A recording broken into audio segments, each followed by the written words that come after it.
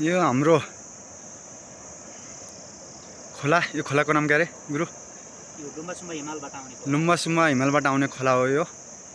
हामी हिजो कहाँ बसेका थियौँ? हिजो हामी थुथाम भन्ने ठाउँमा बसेका थियौँ। यो खोला भनेको हाम्रो लुम्बासुम्बा हिमालबाट आउने खोला हो। हिजो हाम्रो थुथाम बसेका थियौँ।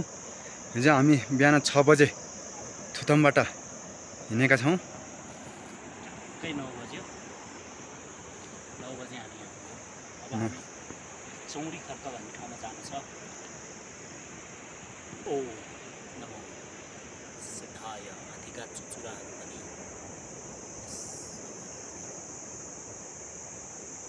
यो चुचुराबारको तल जस्ट तलबाट यो बाटो हामी हिँड्नेछौँ अहिले। यस्तो छ बाटो, यस्तो बाटो छ।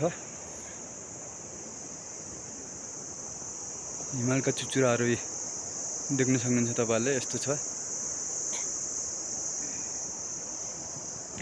अहिले हामी हिँड्ने बाटो भनेको जुन यो पहाड छ, यो पहाडको तल यो बाटो हिँड्नेछौँ।